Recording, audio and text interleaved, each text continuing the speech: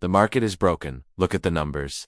Every contender needs pitching. Every contender is losing pitching to the injury bug. The injury crisis is deeper than ever. And the free agency class this year, it's bone dry. The $210 million contract for Dylan Sissa, pitcher with elite stuff but serious control issues, was the signal. It wasn't about the player's consistency. It was about the scarcity. That number has fundamentally shifted the financial baseline for every top arm available. Now, there is only one true ace left on the market. One arm that guarantees high volume, high quality starts with a Cy Young pedigree. His name is Corbin Burnes. The question is no longer if he will be the highest paid pitcher of the offseason, but how much higher his contract will soar in this panic-driven market. Today we break down why Burnes' value has exploded past $250 million, which desperate team is prepared to write that check, and how Burnes' contract completely rewrote the rules for elite pitching valuation in an environment defined by crisis. To understand Corbin Burnes' current market value, you must first look at his statistical profile at S, the perfect antidote to the instability facing every major league rotation. Burnes is the definition of a blended ace.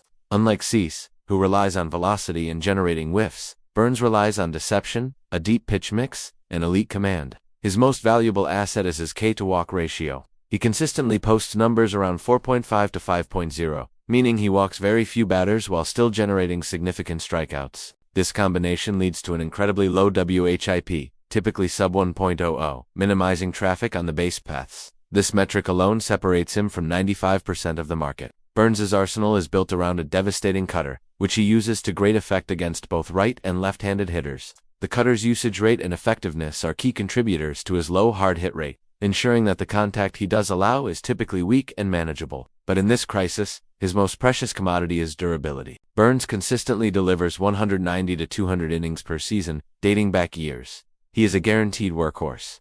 In a league where teams are piecing together rotations with openers and bullpen games, Burnes provides the one thing money can't buy easily: certainty and length. He protects the bullpen and maintains stability over a 162-game season. This is the foundation of his monumental price tag. No other arm this offseason offers this level of guaranteed innings volume combined with such a low floor of performance. The moment Dylan Cease signed his $210 million contract with the Blue Jays, the financial baseline for Burnes was immediately reset. Before CS, a team might have offered Burnes a contract in the $220 to $230 million range. That negotiation ceiling is now the floor. Why? Cease is a high-risk, high-reward arm. His control is inconsistent, but his raw stuff is transcendent.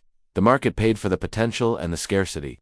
The Blue Jays' desperation for a top-end arm drove the price, setting a new, inflated standard for pitchers who lack elite command. Burnes is the low-risk, high-reward arm. His ceiling might not be quite as high as Cease's 2022 Cy Young season, but his floor is exponentially higher. His FIP is consistently excellent, and his command is bankable. He is the pitcher who reduces a general manager's anxiety, not the one who causes it. In this panic market, the premium for his safety and durability will push his total contract value $30 to $40 million higher than Cease's deal. The value is driven by risk aversion. Teams cannot afford another volatile contract after seeing how many high-upside arms struggle. We are projecting a minimum contract of 7 years, $250 million. Anything less would be a massive market inefficiency that a contender would instantly exploit. In fact, a savvy agent will start the bidding at $265 million, aiming to leverage the desperation of 3 major market teams. It's crucial to understand why the market is so desperate. It's not just about one bad free agency class, it's systemic.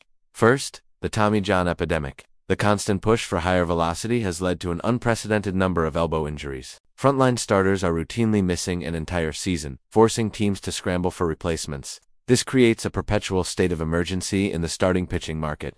Second, there's a lack of farm system depth. Few teams have the organizational depth to reliably produce 2 or 3 200-inning starters annually. The reliance on the free agent market for top-end talent is higher than ever. And third, the playoff arms race. The expanded playoffs mean more teams are competing, and every single team needs 5 quality starters, plus backup depth. Pitching is the single most valuable commodity in October, forcing GMs to overpay aggressively in the offseason. This crisis amplifies the value of Burnes. He is the antidote to the epidemic. While every other team is managing pitch counts, monitoring inflammation, and praying for health, the team that signs Burnes gets a guaranteed 32 to 34 starts. This intrinsic value far exceeds his pure statistical output. Let's look at the contenders.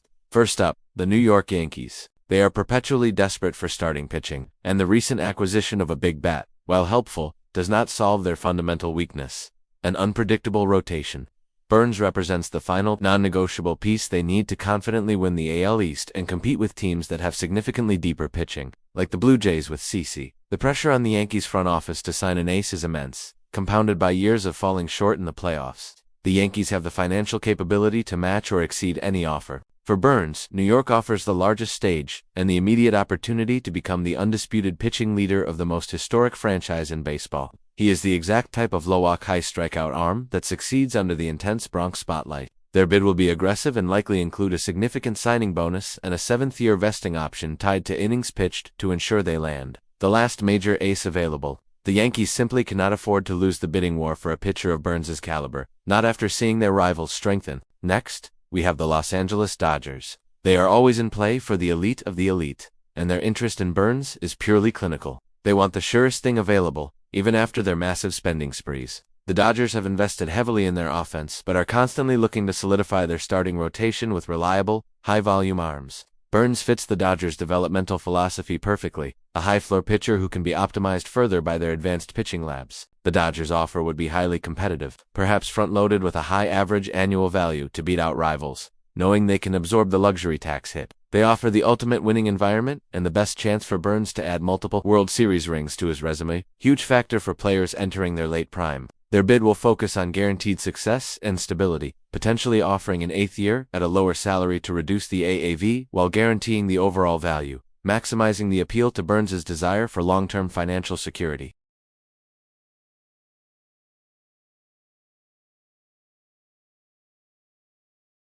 After a disappointing few seasons and several failed pursuits of superstar hitters, the Giants must pivot to pitching. Signing Burns is the clearest message they can send to their fans in the division. We are competing. They view Burns as the centerpiece that can change the team's entire culture and trajectory. The Giants offer Burns a chance to be the undisputed face of the franchise. They have massive payroll flexibility, allowing them to structure a contract that might be heavily protected in the later years, minimizing risk for the team while maximizing the payout for Burns.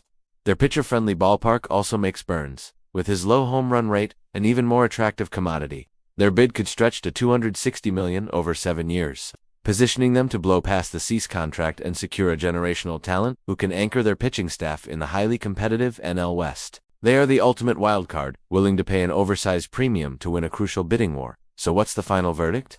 The scarcity crisis guarantees that Corbin Burns will sign for a historic amount. The final figure will not reflect the average WAR value of $9 to $10 million per win. It will reflect the panic premium, the added cost of guaranteed health and competence in a broken market. The Yankees have the most critical need for an anchor to challenge the newly fortified Blue Jays and Red Sox, and their championship window demands they outbid everyone. The pressure from the ownership and fan base is too high to accept failure here. The optimal contract prediction is 7 years, $260 million.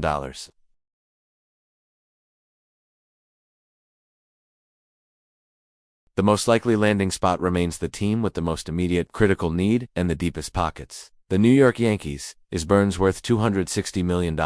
Which team needs him more, the title-hungry Yankees or the dynasty-building Dodgers? Let us know in the comments below. Which team will win the Corbin Burns bidding war, and how high will the final price tag go? Don't forget to like this video, share this crucial free agency breakdown, and hit that subscribe button for the A's analysis. We break down the game the way it should be broken down. We'll see you in the next analysis.